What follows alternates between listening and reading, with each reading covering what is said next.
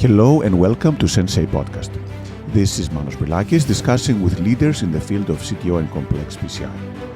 Sensei means teacher or master in Japanese. The goal of the Sensei Podcast is to help you learn and improve in CTO and complex PCI so that you can become the best that you can be and offer your patients the best possible results.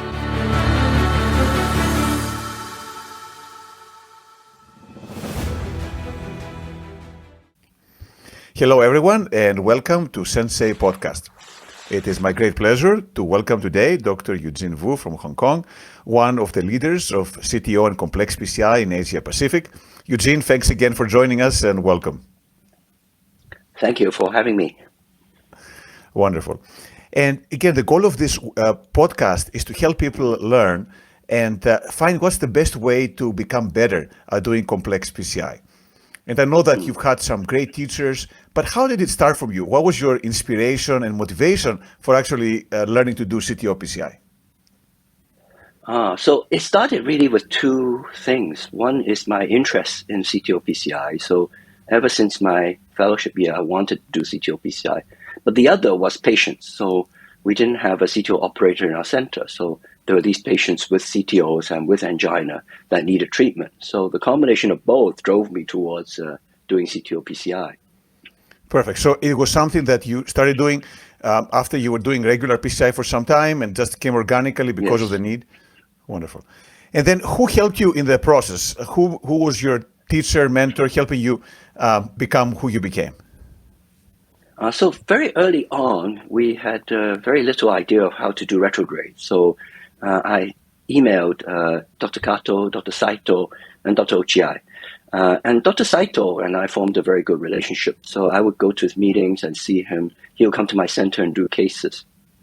Later on, Dr. Kato also traveled to Hong Kong quite a lot, and I would follow him around learning from him. When he stopped traveling, he recommended Dr. Tsutikani to help me. So my three senseis, if you would be Dr. Saito, Dr. Kato, and then Dr. Tsutikani. Wonderful. And I think that summarizes also the history of CTO PCI. I think you trained some of the people who literally created the film and defined the film in the early stages. So how did that feel? How did it feel working with some of the legends of CTO intervention? It was very exciting times because you know the concept I think today is a bit lost on us because the idea that you can go through a collateral channel and come up the other way was really quite novel back in 2005. And so when we succeeded, we were very happy.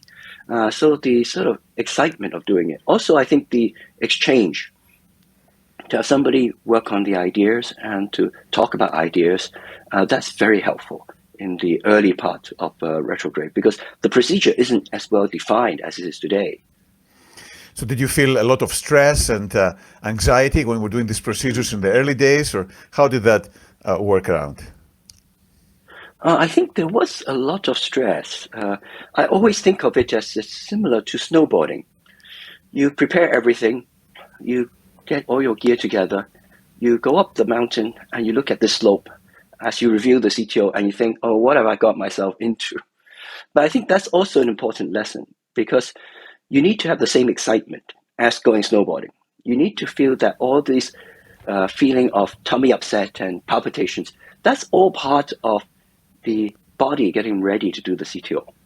So just like the body gets ready to do a snowboarding run. And I think to see it that way is very helpful for your stress because you stop thinking that I'm breaking down, but you start thinking my body's preparing myself to do the case. Wonderful. So essentially, whatever feelings you have, you translate them into excitement versus the other way around, which is a great way to do it. But also, snowboarding has accidents. And, complications also happen with CTO PCI. So how do you deal with that? I know earlier on, it must have been even harder than it is today when things are not defined as well and we're all learning how to do this. So how did you deal with the complications and try to understand how to do this? So complications were awful at the beginning because perforation of channel was quite common. And I'm fortunate to have a very nice boss in my center who, although he doesn't do much CTO PCI, he will always come and bail me out. So I think having a nice friend in your center that you can look at complications together and help each other is very important. Absolutely, that's true. Actually, for CTO or any PCI, having a ally and a friend and a good environment is obviously critical. So you feel that you have been supported in your way, in your learning pathway from the people in your hospital and your cath lab in getting along the way? Yes, very much so. Perfect. And then when things, obviously you did a lot of cases, you become an expert in the area. How do you feel now when you do these cases? Are you feeling still the same excitement? Did they become routine? You think you reached a plateau? How do you feel these days about doing these procedures? I think I am. There's less excitement because you know that you can do the case, and the fun of doing CTO sort of decreases over time. It's still fun, but I think also it's time that I focus more on teaching and training. So now I find the most fun thing is actually not for me to do the CTO and succeed, but for me to proctor somebody and they get it and they do it and they succeed. I used to get quite proud when I'm successful with a case, but now I'm even more proud when somebody I'm teaching is successful. The pride for a student is even greater than pride for yourself. It's wonderful. And this is, I think, the new excitement is to train somebody and have them become successful and do the case safely and have them get the ideas and the concept. And that's marvelous. Terrific. And how do you know, like the person you're proctoring or teaching or your fellow, how do you know if they're going to become good at this or not? Can you tell when you first start working with them, or is it something you never know until later on when they mature? It does take some time. So there are operators that are quite aggressive and fast. And you might think, oh, they're making good progress because they're aggressive and fast. But then they run into the phase of having lots of complications. And then there are operators that seem never to have strength when they put a guiding in and they're slow. And yet, when they progress, they can become very safe, very good operators. So I think it does take time to figure out whether the operator is going to become a good, complex PCI CTO operator. Do you ever tell anyone, look, this is not for you, you should not be doing complex PCI, maybe you should do something else, or you never have to do that? I'm fortunate we haven't had to do that. Our center is very strong on EP and structural, so nobody comes to do PCI, so I don't have to turn them down. But for example, when you go and proctor someone, and sometimes you don't know them before, right? And you meet them for the first time when you're proctoring. Is there sometimes where you say, well, maybe this person is going to have a hard time, or even there, it's hard to tell from the beginning and take some time to understand their capacity for learning and getting better? I think the great difficulty with learning is that after we've become a little bit good at CTO PCI, we stop learning and we stop listening. And that's usually the phase that's the most difficult to proctor. It is actually easy to proctor somebody who's quite new at CTO PCI, but once they've established their own way, it becomes quite difficult to proctor them. So usually the ones that are difficult to proctor are the older people who are, quite fixed in their ways and they wouldn't like to try anything that you suggest. I'm sure you have the same experience.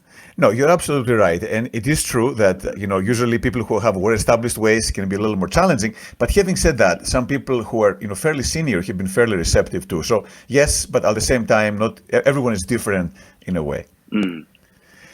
So when you start to teach someone, how do you approach it? Do you have them first read the books, look at cases online? What do you think is the best way for someone who wants to start to get going into CTO PCI? Well, I think knowledge and skill are both needed. So knowledge is the book. And so they do need to read book, and they do need to know the equipment. They need to know the guiding capsules. They need to know the micro capsules. They need to know all that. They need to know how to wire. They need to know how to cross channels, etc. But the other part is skill. So they need hands-on proctoring. And that's why I think proctoring really has to be hands-on for most part, because they need some instruction for the technical part of it to overcome a very small number of cases, 20-something CTOs a year. And yet they make tremendous progress because they have very focused on learning and thinking and discussing. Wonderful. And then is there a number of cases you think it takes? Is it like 50 cases? Is it 100 cases? How many cases does it get for someone to become good at CTO or complex PCI? Yeah, so some people do very few cases and yet manage to improve a lot. So it depends, I think, on the ability to learn and the ability to try new things. But I would say around 300 cases, you can begin to be able to do most of the complex stuff, the retrograde, the stingray, and so on. Wonderful. So do you think that you are still learning, or you think you reached the plateau and you're pretty comfortable with everything right now? Well, I think I'm learning quite a lot over the years. The focus has changed. I mean, for many years, the focus is on success, how to get success, and how to do it fast. Because you need success and fast if you're going to be a good live case operator. But this year, as you know, we've been writing the safety paper. So through that writing of the paper and interacting with all those different authors, I've come to appreciate a lot more about safety. And now I think about a case very much in terms of safety.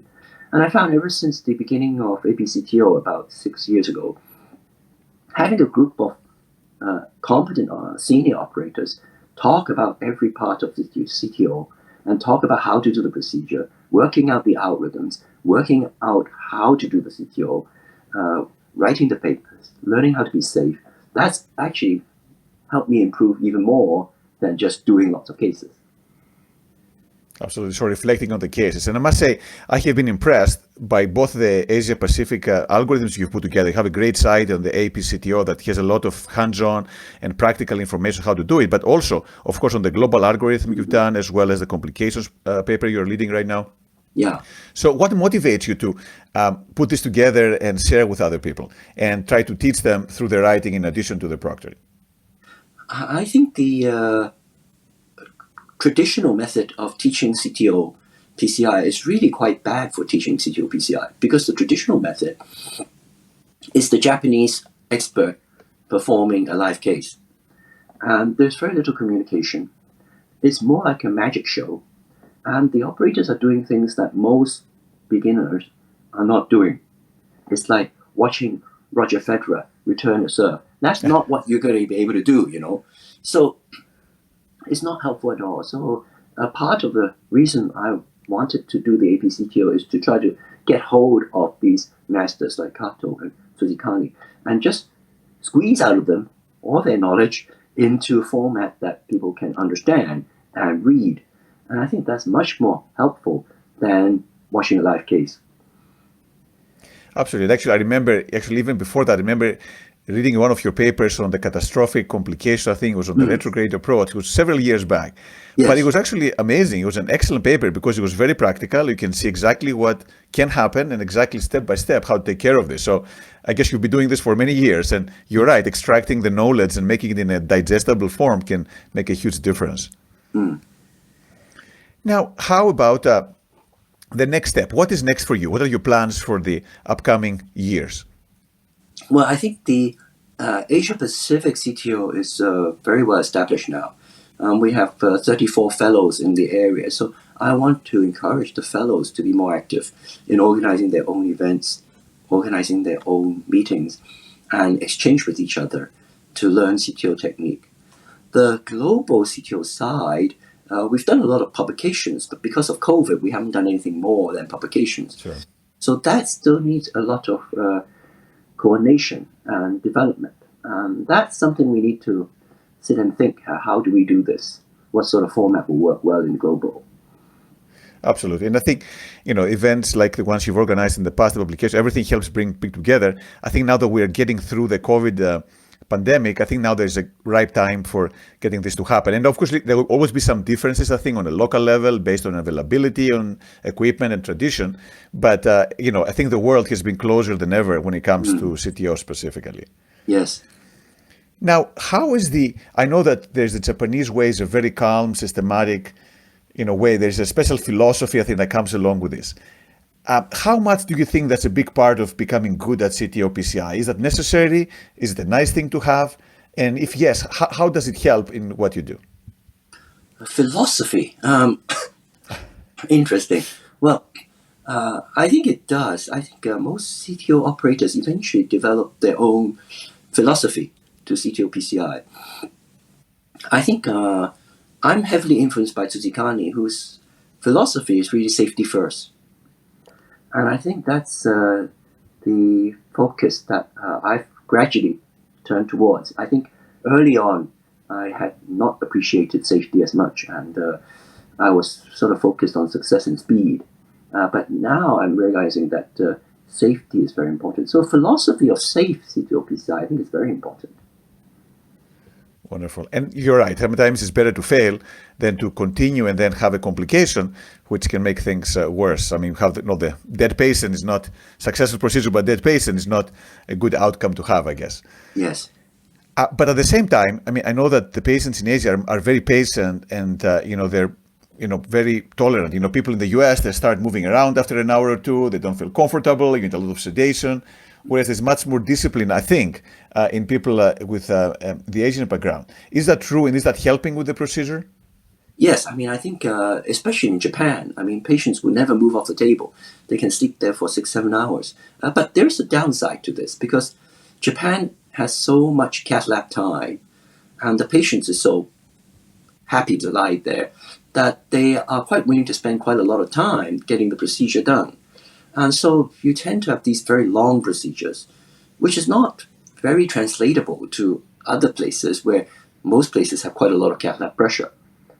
So there is a little bit of disconnect between the sort of traditional Japanese case, the way they do the case, which is always to get the right method, no matter how much time it takes, the rest of the world who come and watch these cases and begin to wonder, well, 7 hours, I don't have that time in my cath lab. So we need to adopt.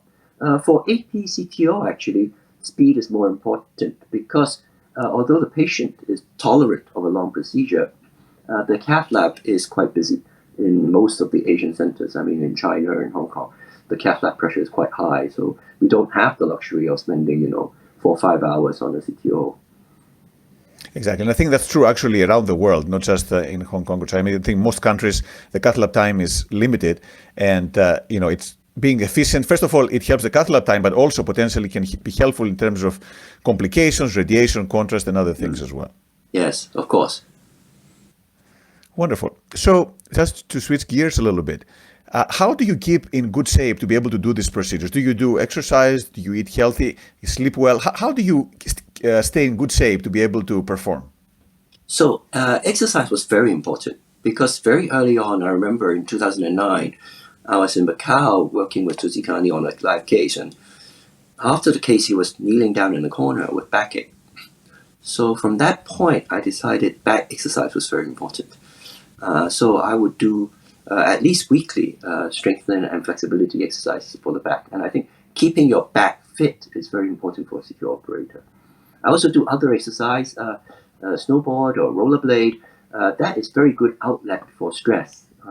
Recently, I've taken on meditation and journaling because I think the ability to learn these techniques of being mindful is very useful. When something goes wrong, you just stop for a second and bring yourself back into the present with the mindful moment. That's very helpful to reduce the stress in the cath lab. So these are techniques that I'm using more and more of. But I think managing stress, managing your back are important things. And then when you meditate or you journal, is that about what happened in the cath lab, or that's general and just has the positive impact in the things you do in the cath lab as well? It does. I think journaling is very useful in getting the brain to write down everything. So sometimes I will just write down everything that I worry about that could go wrong in the case. And just writing it down releases the brain from worry. And it's very useful. Wonderful. How about other things you do for fun? Do you have a favorite book or a favorite movie that you have? Favorite book. Favorite book would be C.S. Lewis's Four Loves. I read it when I was quite young and in my university years, and I didn't appreciate what it's saying. So I read it again recently, and I come to realize it's quite a nice book that describes how humans relate to one another. Favorite movie is The Matrix, without doubt. I love the concept of what looks very real, but is not the truth. And that's something important for us to realize. What may feel very real to us may not be the truth. We may feel very frightened of the case, but that's not the truth. So we need to separate our feeling from the reality. No, I love it, and this was one of my favorite movies as well. I must say that this happens in the cath lab quite often, as you said. You think the patient is very sick when they may not be, and vice versa. You think they're okay when they're actually they're not okay. So being able to detach, as you say, and get a step back can help you have more of a clear mind. Yes. So again, this is wonderful ways to learn, and I appreciate all of the input. So give me a little bit of your assessment. What are the things you are most proud of that you've done so far, professionally and personally? Well, I think the working with the APCTO group is fantastic. I mean, we've managed to establish a set of sort of rotation through the meetings in Asia, and also the algorithm and the papers. So that, I think, is a very nice piece of work that we did together with that group. The global side, of course, these last 2 years has also been fantastic. You've been fantastic. Canvas has been fantastic. We've written things together very quickly. So that's also, I think, something that I was quite proud of. Now, I think mostly I'm trying to focus on next generation, trying to get the next generation to improve and to become better, to have succession in APCTO, especially. Wonderful. So, what are your final words? If you have to summarize for the person who is coming to you or is trying anywhere in the world to learn these procedures and become good and reach your level and be able to do the complex procedures, what would be your piece of advice? I think the most important thing is to get the support of your wife. Now, recently, back to Roger Federer. Recently, he retired his amazing career, and his wife was there in the Davis Cup, and they were both crying. He's thanking his wife about the support. But it occurs to me, Roger Federer's wife watches most of his games, his championship games, and knows what's going on. But the CTO interventionist wife has no clue. They don't know what you're doing. So it's very difficult for them to be supportive of you. And very often we think support means you need to support me. But if they don't know what you're doing, it's hard to support you. So I think support needs to go both ways. You need to spend time explaining to your family, your wife, your children, what you're actually doing, what these cases are. So show them an angiogram or two so that they can give you the kind of support that Roger Federer has. That's a great point. Actually, Tony Speedy had the exact same point. He was telling me that he takes little video clips of his procedures and then he shows them to his kids and his wife, and that has come a long way, as you said, for them to understand what he's going through and be more supportive for him. Yes. Well, again, I would like to thank you so much. That was a wonderful insights on how to learn PCI and CTO PCI specifically. And again, congratulations on everything you've done for the field. You literally have been instrumental to making the field global. And of course, you had a tremendous impact and continue to have so in the Asia Pacific region. So thanks for everything. Thanks for taking the time today. And super excited to keep on working with you on multiple fronts in the future. Thank you very much, Manos. It's great to see you.